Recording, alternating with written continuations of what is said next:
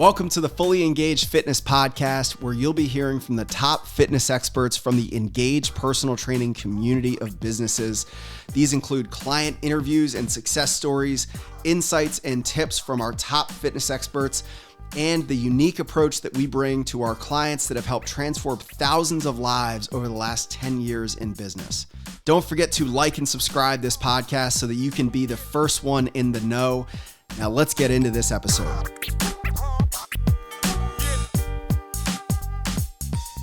What's going on, guys? This is Coach Katie over at Malvern coming at you with my training tip today, and it's going to be a little bit different. We're not going to talk about the physical fitness or nutrition side of things per se, but more about the mental side of why we start a fitness journey or why we are embarking on taking on a new challenge or a new goal. And this is a message that's very important to me because over the last 6 years of training, I've worked with many different people, various different goals and journeys that they're about to head out on. And it's been more common than not that all of this comes from a place of self-hatred. And we all need a reason to get into a fitness journey. And if you were to technically break it all down, any reason could be a good reason because this journey is so good for you. But when I studied this in school and we talked about creating behavior change or making long-lasting changes that truly are life-altering, coming from a place of self-hatred never gets us the same results as coming from a place of just genuinely wanting to improve ourselves.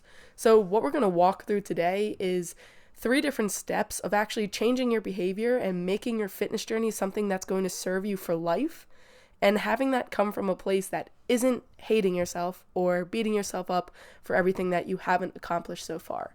So there's going to be 3 things we talk about. We're going to talk about this word called self-efficacy that maybe you don't know, self-esteem, which is probably something you've heard before, and then we're going to talk about what you actually do when you're growing and when you're creating this behavior change.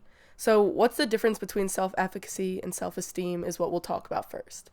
Self-esteem is your overall value and respect that you have for yourself. I think a lot of people think about self-esteem as something that can't be changed. It can be changed. It's something that we can actively work on and improve.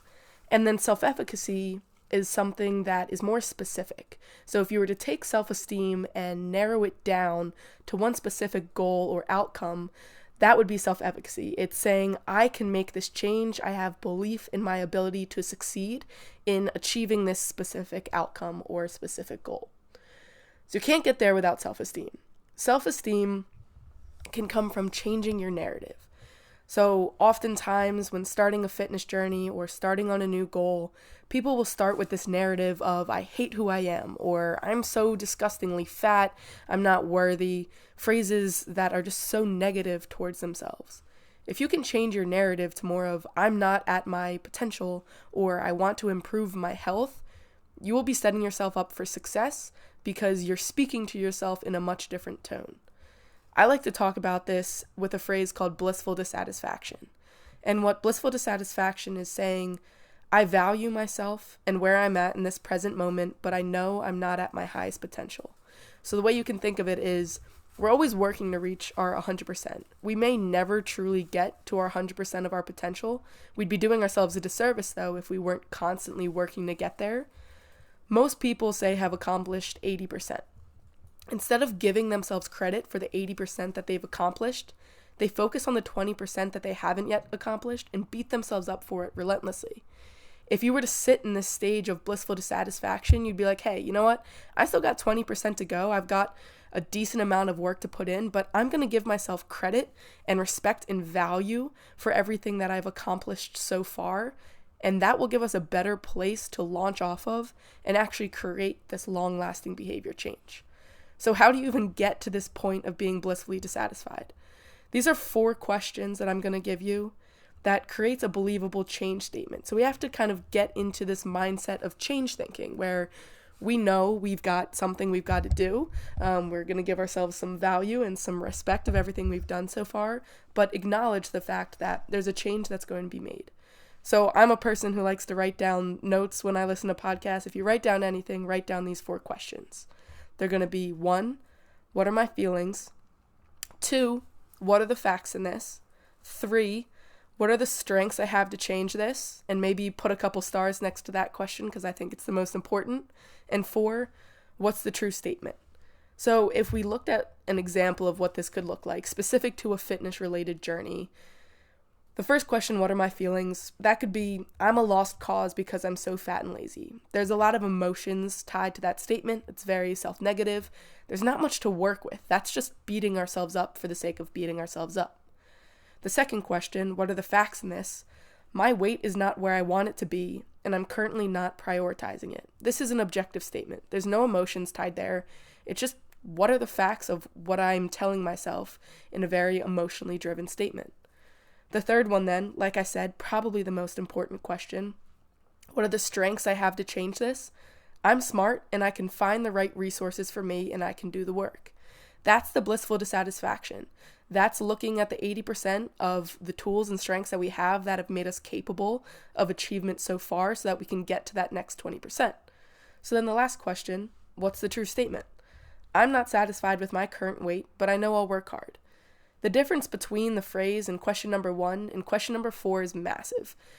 That statement of question number 4 is actually going to give you high self-esteem, increase the value and respect that you have for yourself, so you're able to make a change. If we focus on everything that we think badly about ourselves, we're never going to be able to make a change because we don't believe in our overall self-worth to accomplish anything.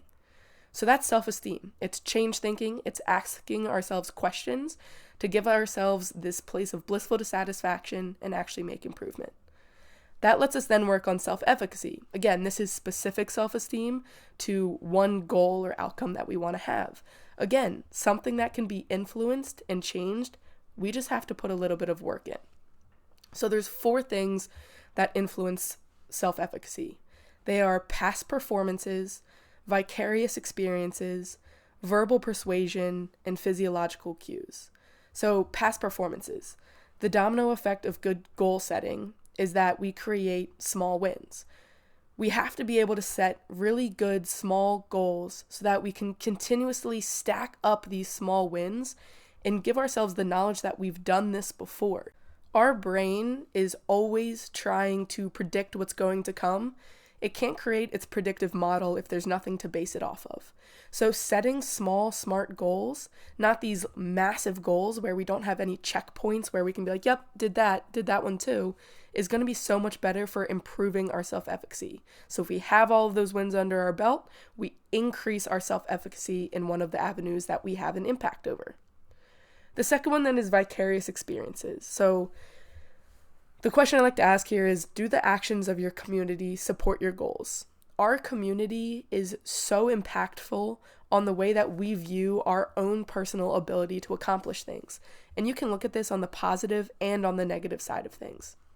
If we surround ourselves with people who don't set those smart, small goals and don't have continuous wins, and they set themselves up for failure, they fail, and they go through this cycle of just beating themselves up and focusing on all the negative, chances are we're going to group ourselves with those people. That's how our brain works, is to associate ourselves with the outcomes of everyone else in our community. On the positive side of things, if we surround ourselves with people who are setting themselves up for success, who have these wins and accomplishments, we're going to look at them and be like, those are my friends. If that's something that they can do, then that's something that I can do as well. And there's a study that's been done where they have people stand at the bottom of the hill. They have them standing there alone. They have them standing there thinking about being with their friends, and they have them actually standing there with one of their friends or someone that they love, and they assess them on how steep they think the hill is, how difficult they think it's going to be to climb up it. And what they find is that when people think about doing it with others who could help them or who are like them, we perceive things as less difficult. So it is truly impactful on our perception of our ability to complete or accomplish things based off of those people around us. So that's our own past performances, and that's the performances and experiences of other people. Those are 2 of the 4 things that can have an influence on increasing or decreasing our self-efficacy. So the third one is verbal persuasion, and verbal persuasion has 2 different parts to it. It has the individual side of things, and then it has the community side of things. On the individual side, we've got self-esteem. That's what we just talked about, working on improving. That's change thinking. That's asking ourselves those 4 questions so we can put ourselves in a place where we know that we're going to be able to accomplish a task because we have a higher level of self-value and self-worth.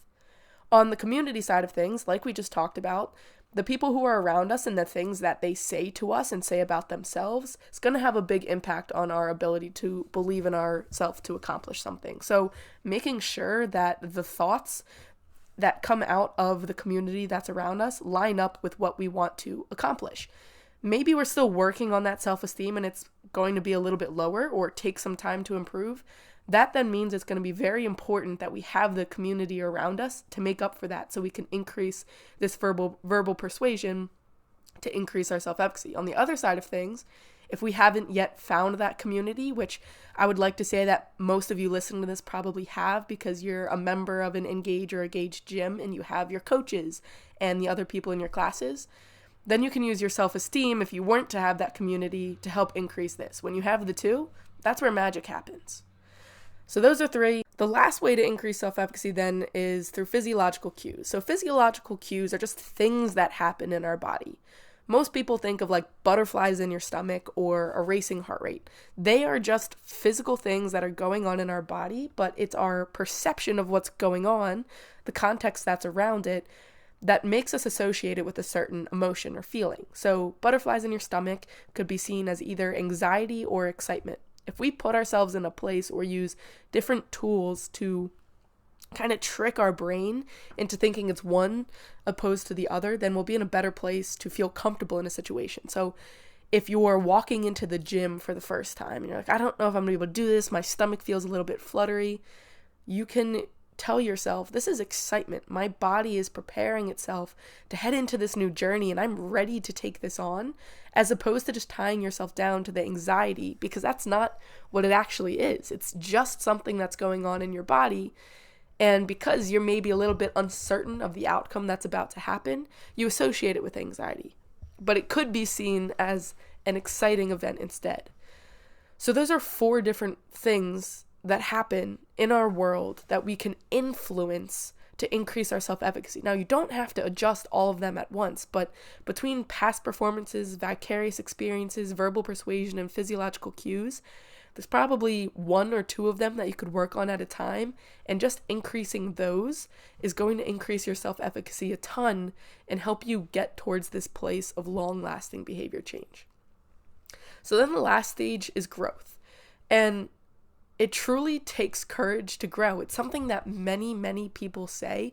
It's terrifying because we don't want to be uncertain of what's going to happen, and we don't want to see failure. There's a bias, it's called the status quo bias, where we stick to what's always been done because that's comfortable. Being comfortable is going to keep you where you're at, but it's not going to help you get where you need to go. You have to get really uncomfortable in order to make a long-lasting behavior change. But you can take away some of the discomfort by identifying barriers and reframing setbacks. So there's going to be things that come up. There's going to be roadblocks. There's going to be barriers. If you can get out ahead of time and predict what's going to happen and plan for it, you're going to be in a much better place than getting blindsided and having to whirlwind because you don't know what to do. So say that you're on a fitness journey and you know, hey, the next 3 months are going to be really stressful. I've got a work trip for 1 time a week, pretty much every single month. Cool.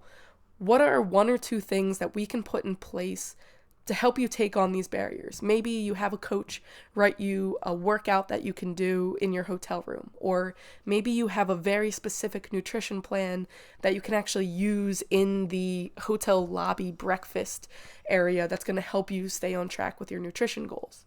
That's going to help you stay successful while you're in this place of growth and trying to make this a long-lasting behavior that you can stick to. But you know what? Things don't always go to plan. So as much as we plan for those barriers and we try to get away from them, they're going to come up, and that's okay.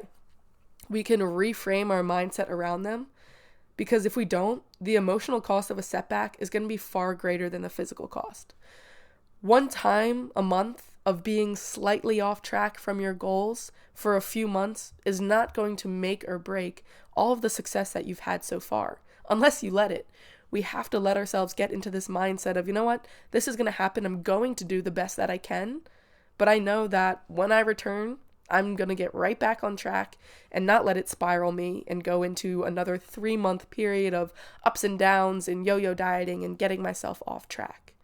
So we walk through self-esteem, creating your change statement, coming from a place of blissful dissatisfaction, knowing that we have the value in ourselves to be able to go on in life. And that lets us get to self-efficacy, controlling your influencers. You've got 4 different areas where you can have an impact in your life to increase your belief in your specific outcome or goal. And then growth, overcoming the status quo. Get uncomfortable. Know that it's going to take a lot of courage. There's going to be work that has to be done to identify barriers and to reframe your mindset so that your setbacks don't just hold you back for another extended time period. But if you have a high self-esteem and you have a high self-efficacy, that growth stage is going to be a lot different than if you were to come from a place of self-hatred. But you got to know it starts with you. You have to be willing to put in the work, ask yourself the difficult questions up front of what are the facts, what are the strengths, how can I work on this? And I promise if you walk through all those stages, the long-lasting changes in your life are going to be a lot different than if you sit here and beat yourself up for everything else that you have not accomplished so far. So that's what I got as my training tip. Thank you for listening. If you have any questions, head over to Engage Malvern and send me a message, and I would be glad to talk more about this.